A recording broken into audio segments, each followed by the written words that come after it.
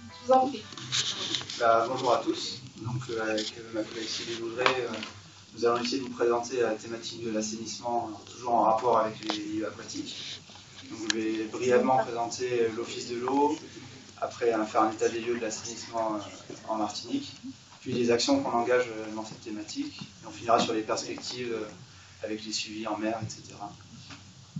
Donc, l'Office de l'eau, c'est un organisme public. Dans le cadre de la loi, on perçoit des redevances, donc environ 10 millions d'euros par an. Donc celles-ci, elles nous permettent, selon le principe pollueur-payeur, entre guillemets, de mettre en place des aides et des subventions, que ce soit dans l'assainissement, dans l'eau potable, etc.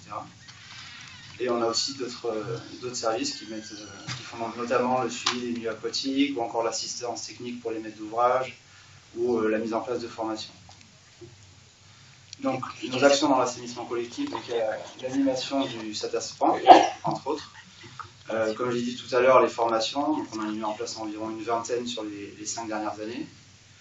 Donc là, j'ai mis les chiffres aussi pour les aides attribuées sur les 10 dernières années en assainissement. Donc c'est quasiment 40% des subventions qu'on attribue, c'est pour l'assainissement. Donc il y a le projet Attentive aussi, donc c'est un projet qui met en place les stations d'épuration en filtre de végétaux. Donc ça a été engagé avec différents partenaires, l'IRSTEA, le SIX localement, Cotram, l'Office de l'eau Guadeloupe aussi, et l'ONEMA. Et là, on a lancé les 2 dernières études, donc notamment la définition de l'EH martiniquais, donc c'est le taux de pollution généré par un habitant en Martinique. Donc ça permettra notamment de bien dimensionner les stations d'épuration dans le futur.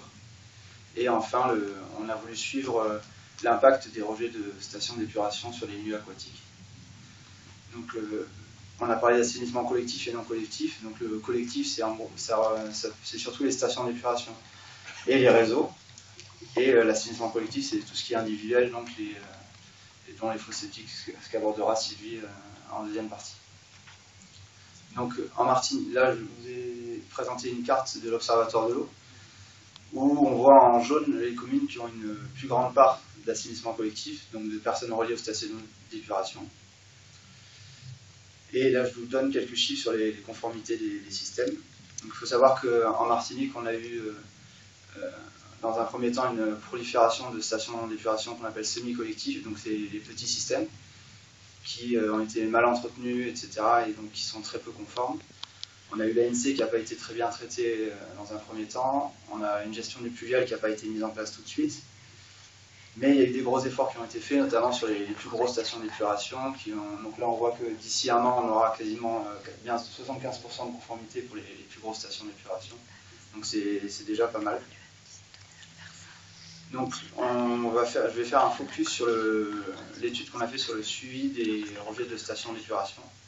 Donc les stations d'épuration, elles récoltent les eaux usées des habitations, elles les traitent, et elles reversent ces eaux qu'on appelle les eaux traitées, par exemple dans les rivières. Donc nous on a mis un suivi dans ces rivières, donc on faisait des mesures de qualité d'eau avant le rejet, au niveau du rejet, après le rejet. Donc on faisait autant de la biologie que de la qualité physico-chimique, etc. Et on comparait tout ça pour voir un petit peu si l'eau avait un impact sur la qualité de la rivière. Donc on a fait 15 suivis, donc ça nous a permis de rédiger, de publier 15 rapports qu'on a mis en ligne sur les sites de l'Office de l'eau et de l'Observatoire de l'eau. Donc c'est des rapports qui sont diffusables. Et donc là, on a essayé de représenter sous forme de carte un peu les résultats de cette étude. Donc tous les points qui sont de couleur rouge ou orange sont des stations d'épuration qui impactent le milieu naturel. Donc là, c'est que sur des rejets en rivière, à part Dilan qui est en estuaire. Et la taille du point correspond à la force de la pollution qui est en sortie de station d'épuration. Après, on a pas mal de stations qu'on a mis en gris, c'est-à-dire qu'on n'avait pas de données spécifiques. Ou alors on avait des problèmes, c'est-à-dire par exemple à Fond-l'Haye, entre les points de mesure, on avait plein de maisons qui n'étaient pas raccordées à station d'épuration, malgré la présence de réseau, ce qui faisait qu'il y avait des rejets sauvages entre guillemets non collectifs. Donc ça apportait un biais dans les analyses. Donc c'est un problème qu'on a vu assez souvent aussi à Saint-Esprit ou au Gourmand, c'est-à-dire qu'il y a des réseaux et les gens ne sont pas forcément raccordés dessus et du coup polluent la rivière plus que la station d'épuration au final. Donc je vous ai mis 2 photos là pour préciser un peu. Donc il y a le suivi de la station d'épuration de glucose, donc c'est le rejet en haut, et les abords de la Lizarde en bas, au niveau de la station d'épuration de Gagneron. Et alors on a lancé aussi cette année un peu les suivis sur les milieux marins. Donc, je vais parler du suivi qu'on a fait sur la station d'épuration de Tartane. Donc c'était un suivi qu'on a mis en place avec le CIXM. Donc sur cette station, on n'avait aucune idée de l'emplacement du rejet des effluents. On savait juste qu'il y avait a priori une canalisation qui avait été mise en place à la création de la station d'épuration il y a plusieurs dizaines d'années. Elle n'avait jamais été suivie. Normalement c'est légal, hein, c'est réglementaire, il faut le faire. Donc là on a insisté, on a réussi à trouver les crédits, etc. avec le maître d'ouvrage. Donc voilà, le but là ça a été avec un drone et des équipes de plongeurs de se mettre au niveau du milieu et d'envoyer un colorant non toxique qui permet de trouver où est la sortie. Donc, vous pouvez voir les photos en haut à droite là. Et donc une fois qu'on avait trouvé le point de rejet, on a mis en place des suivis sur le milieu. Donc là c'était le bureau d'études Impact Mer qui a fait des relevés sur les coraux, des analyses d'eau pour connaître un peu la qualité. Donc là il y avait un fort enjeu parce qu'on avait des zones de baignade juste à côté. Donc, je ne sais pas si vous connaissez Tartane, mais en gros la station d'épuration, quand on regarde la mer, elle est sur la gauche vers la pointe Saint-Livy et il y a des zones de baignade au niveau du bourg, donc un peu plus à droite. Donc le colorant permet aussi de voir un peu dans quel sens se diffuse le panache des effluents. Et là, je vais présenter aussi le suivi de Saint-Pierre. Donc ça, c'est un peu une perspective, c'est un projet qu'on souhaite mettre en place pour la fin d'année ou l'an prochain. Donc Saint-Pierre, en fait, a une station d'épuration communale qui est très défaillante, en surcharge à environ 300%. On voit, je ne sais pas si vous connaissez les clarificateurs, mais on voit même plus l'eau dans le clarificateur, par exemple. Donc il y a une réhabilitation lourde qui a été mise en place, donc ça c'est une bonne chose. Et ils ont choisi de déplacer le point de rejet des eaux traitées. Donc avant, ils faisaient un rejet sur les récifs coralliens qui sont représentés par la caille nord sur la cartographie. Et là, ils vont vouloir faire le rejet au niveau de la rivière des Pères. Donc là, le but de l'étude qu'on va mettre en place, ça va être de caractériser le milieu avant la mise en place du rejet. Donc on va essayer avec un bureau d'études et en faisant des prélèvements, de caractériser à la fois les communautés coralliennes sur les cailles au nord, au sud de la rivière, de connaître un peu la qualité bactériologique donc pour les zones de baignade à l'embouchure de la rivière et de part et d'autre. Et après, avec le maître d'ouvrage, on essaiera de mettre ce suivi en place de façon récurrente l'année N+1 et les années suivantes pour pouvoir comparer avec la situation avant la mise en place du rejet. Donc c'est très intéressant parce que c'est une situation classique en Martinique, où la plupart des grosses stations d'épuration sont situées au niveau de la côte, avec souvent des forts enjeux sur le milieu récepteur, les zones de baignade, les communautés coralliennes, etc. Donc voilà. Donc on va embrayer sur la partie assainissement non collectif avec. Bonsoir à tous. Alors, en assainissement non collectif, on aura un peu plus de mal parce qu'il n'y a pas d'étude qui a été réalisée pour réellement démontrer, pour démontrer l'impact réel des dispositifs. Mais avec 90% de non-conformité et 60% de la Martinique en assainissement non collectif, on suppose bien qu'il y en a un. Sur la photo, vous voyez en haut à quoi ressemble un dispositif conforme. Et en bas, ce qu'on a l'habitude de voir en Martinique, ce sont des fosses septiques scellées sans traitement derrière. Donc, normalement, une fosse septique est un pré-traitement. Alors, mon approche de l'assainissement non collectif sera en partie réglementaire parce que les arrêtés de 2012 sur les contrôles nous permettent d'agir, pour répondre à la question de monsieur, en termes de réhabilitation. Donc, avec ces textes, on a la possibilité d'avoir des priorités d'intervention. Et en même temps, on va croiser les éléments avec ce qu'on connaît de la qualité biologique des milieux. Donc on va revenir, parce que peut-être qu'on parle de non-conformité, mais encore faudrait-il savoir ce qu'on entend par une installation non conforme. Alors c'est un dispositif qui représente un danger pour la santé des personnes. Dans ce cadre-là, on va comprendre un possible contact avec les effluents pré-traités, ou non traités. Il y a un problème de sécurité des infrastructures. Ça peut être une fosse cassée ou fissurée ou encore un regard. Sinon, vous avez des dispositifs qui seraient incomplets, sous-dimensionnés ou ayant des dysfonctionnements majeurs qui seraient dans une zone à enjeu sanitaire. Ça, on va le décrypter tout à l'heure. Sinon, vous avez des dispositifs qui présentent un risque avéré de pollution de l'environnement. C'est la même chose, ce sont des dispositifs incomplets, sous-dimensionnés, qui présentent des dysfonctionnements majeurs dans une zone à enjeu environnemental. Et le dernier cas, où c'est simplement un dispositif incomplet, sous-dimensionné, qui présente des dysfonctionnements majeurs. Alors, les textes, en fait, ce qu'ils disent, c'est quand dans les deux premiers cas, quand un contrôle est réalisé par un service public d'assainissement non collectif, celui-ci vous préconise des travaux que vous devez obligatoirement réaliser dans les 4 ans. Dans le dernier cas, il n'y a pas de délai imposé. Et puisque, au fur et à mesure, il faut quand même prévoir une réhabilitation, dans tous les cas, lorsqu'il s'agit d'une vente immobilière, vous avez 1 an pour réaliser les travaux. Alors, je vous parlais des différents enjeux. Donc, en enjeu sanitaire, lorsqu'on a une installation incomplète ou sous-dimensionnée, qui serait dans une zone avec un enjeu sanitaire, on va rentrer dans le cadre des périmètres de protection de captage pour l'eau potable ou encore les zones d'assainissement qui seraient identifiées au niveau des profils de baignade dont parlait DJ Cambi, ou encore une zone arrêtée par arrêté du maire ou du préfet, et ça serait encore une zone avec un enjeu sanitaire. Donc ça peut être à cause d'une activité de pêche ou autre chose. En enjeu environnemental, il s'agit de zones identifiées par le schéma directeur d'aménagement et de gestion des eaux, démontrant une contamination des masses d'eau par l'assainissement non collectif sur les têtes de bassin et les masses d'eau. Donc, ces deux enjeux vont nous permettre, nous, d'agir en priorité sur la réhabilitation d'assainissement non collectif.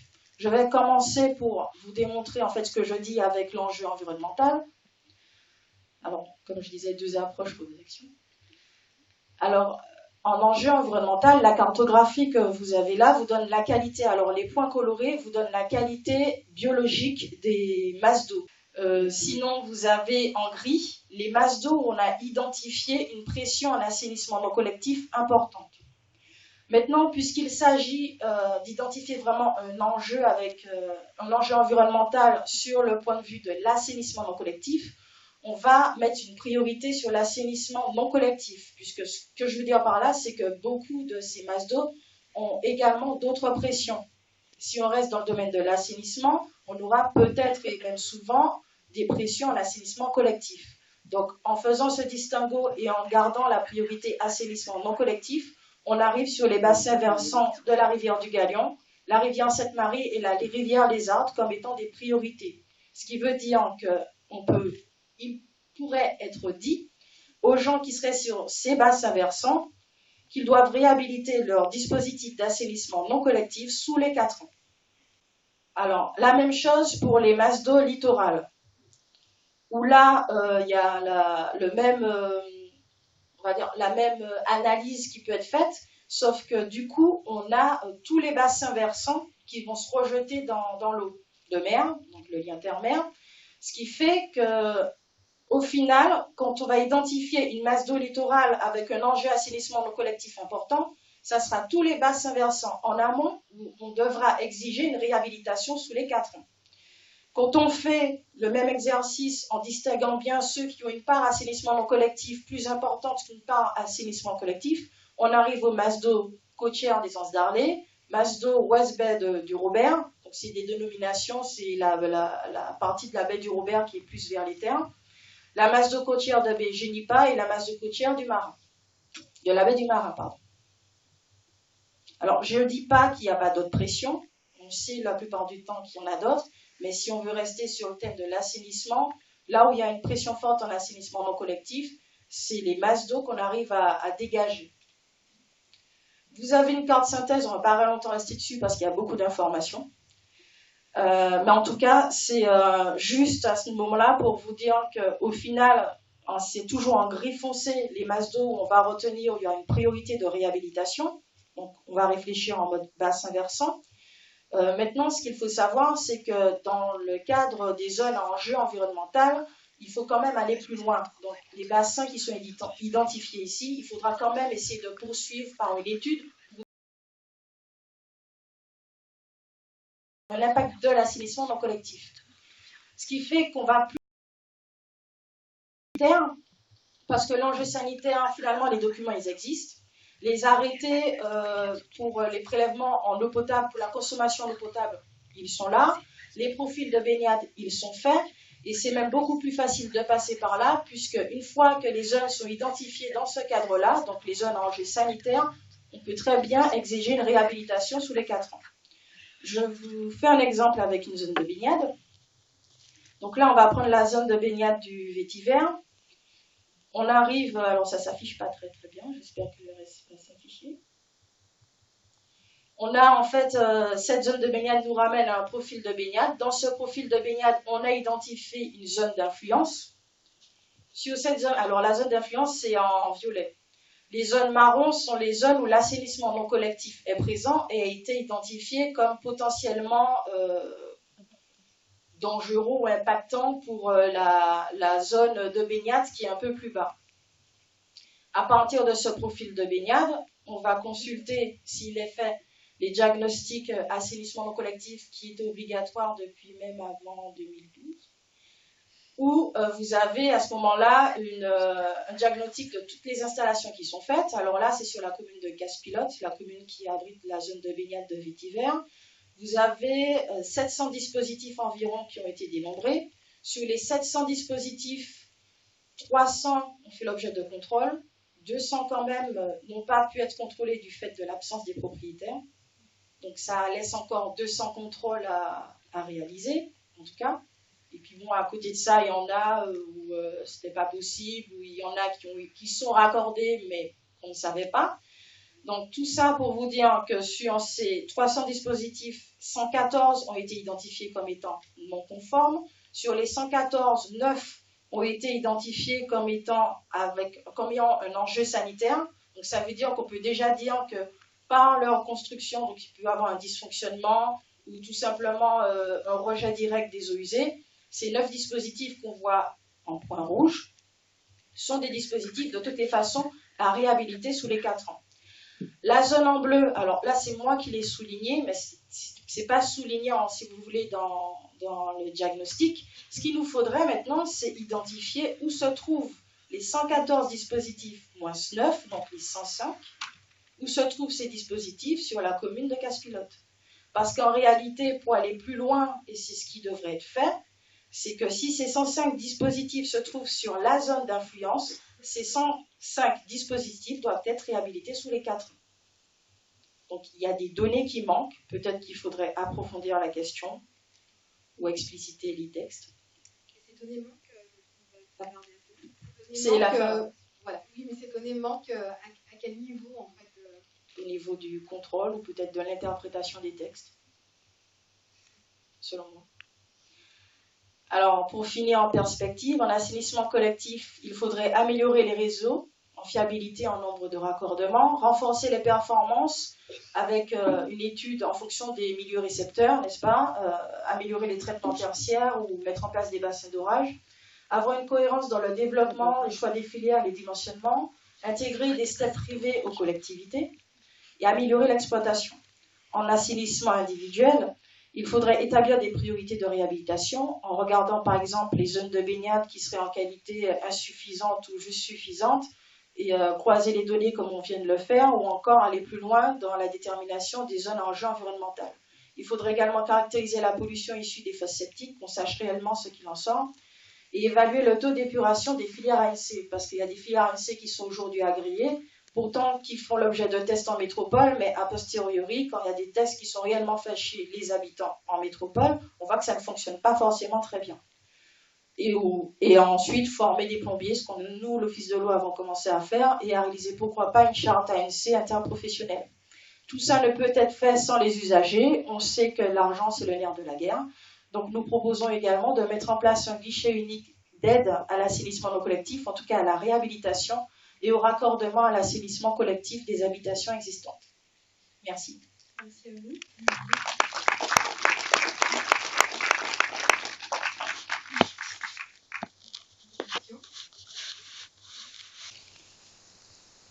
vous. Merci beaucoup. Bonsoir. Christian Lachir, je suis adjoint au maire Romarin, chargé de l'environnement et également élu au parc naturel régional, développement durable. Ça, c'est pour ceux qui n'étaient pas là ce matin. Alors voilà, ma question elle est très simple là-dessus. Je rebondis dessus parce que vous savez, ici en Martinique, enfin, pour ceux qui ne le savent pas, nous avons 2 ou 3 exploitants d'eau. Alors je voudrais savoir, comme vous avez dit, améliorer l'exploitation, comment vous faites avec nos exploitants à ce niveau-là, surtout qu'il y a pas mal à redire sur leur façon d'exploiter l'eau pour nos usagers. C'est-à-dire, c'est pas mal à redire. Ah oui, ben, pas mal à redire, par exemple au niveau des stations d'épuration, au niveau également des refoulements. Donc c'est à ce niveau-là, parce que bon, pendant le cas du Marin par exemple, nous avons un problème récurrent à ce niveau. Et tantôt c'est le sisme, tantôt c'est la SME. Et, donc comme vous intervenez pour l'amélioration de l'exploitation, donc comment faites-vous avec ces... Alors pour la partie exploitation, d'une part il faudrait améliorer dans les contrats d'affermage.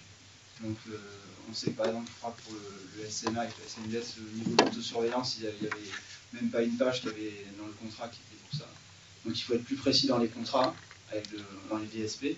Et après, dans l'exploitation pure, il faut que le syndicat contrôle mieux son exploitant, ça c'est sûr. Je peux prendre des exemples où on fait des visites, par exemple à Bellefontaine, où on arrive sur la station avec la police de l'eau. Moi j'étais juste venu voir un peu comment ça se passait. Et au final, il y a un dégrilleur automatique qui est en panne depuis 1 an. Donc tout passe sur le côté par un dégrilleur manuel, donc une simple grille. C'est de la base, normalement, c'est de la nettoyer au moins minimum 1 fois par semaine, j'imagine. Donc là, la grille est tellement pleine que toute l'eau passe par-dessus. Donc après, les pompes qui sont dans les bassins, elles sont détruites parce qu'il n'y a rien qui a été filtré avant. Le clarier fait plein de boue, donc les exploitants n'ont même pas fait semblant de faire comme si la station marchait. Et je ne parle même pas des postes de refoulement qu'on est allé voir avant, où les poires de niveau sont emmêlées, donc le poste se met en fonctionnement toutes les minutes, etc. Donc là, clairement, il faut être... Même l'exploitant n'avait pas l'air d'être au courant que les employés sur la station ne faisaient pas les vérifications suffisantes, quoi.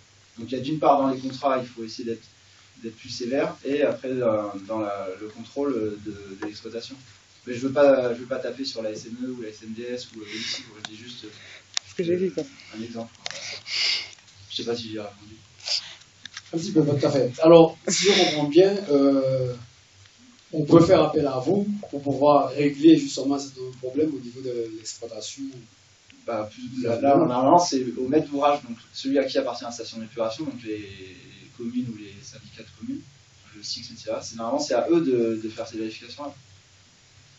Ils doivent appliquer des pénalités après s'il y a des dysfonctionnements, etc. Nous, on peut amener des indices, on peut vous aider comme ça, mais légalement, on ne peut pas faire grand-chose.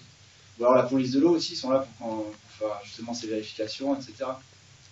Après, ils appliquent des pénalités au maître d'ouvrage qui doit les répercuter à l'exploitant, qu'il le fait ou pas, qui s'arrange.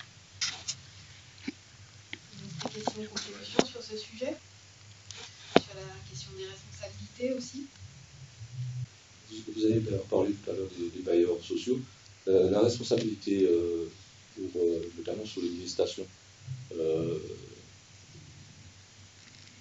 ministère que nous avons au niveau des logements collectifs, de l'habitat collectif, en termes de responsabilité, quels sont ce qui existe comme texte pour contraindre les bailleurs sociaux à avoir des contrats de maintenance, à assurer un suivi, puisque avec le SPOC, je crois qu'on est en train de passer du stade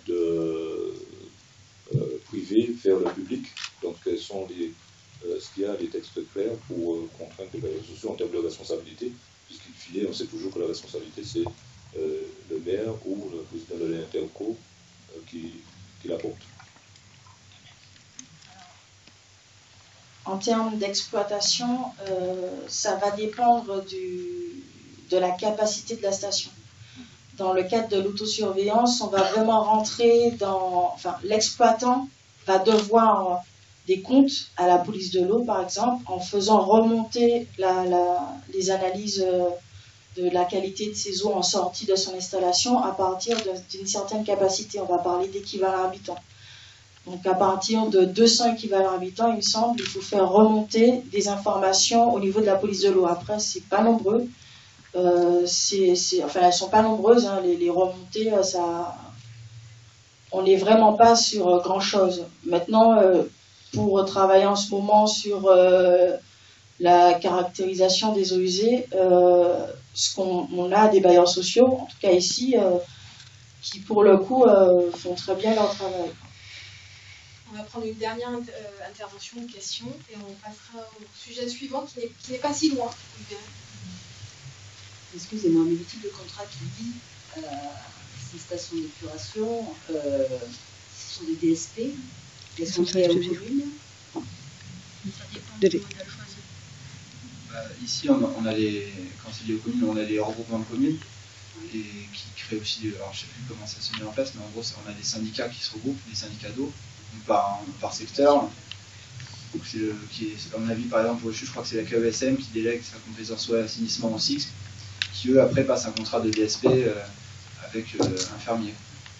Je sais pas si j'ai Donc, la commune, le groupement de communes, il est censé pouvoir contrôler. Voilà, c'est ça. Et il est censé avoir un résultat. C'est ça. C'est lui qui a la gestion. Par exemple, là, ça sera un syndicat. Le syndicat d'eau a été créé justement pour gérer la gestion de l'eau potable et de l'assainissement. Soit il le fait en interne, ça sera une régie, soit il le délègue. À ce moment-là, c'est là qu'on a affaire à des fermiers. Et il doit pouvoir contrôler le travail de son fermier. C'est ça. Bien, mais on va devoir conclure ce sujet. Merci beaucoup, en tout cas, Monica Ponu et pour votre intervention. J'espère que vous resterez avec nous quand même. Oui. Merci. Merci.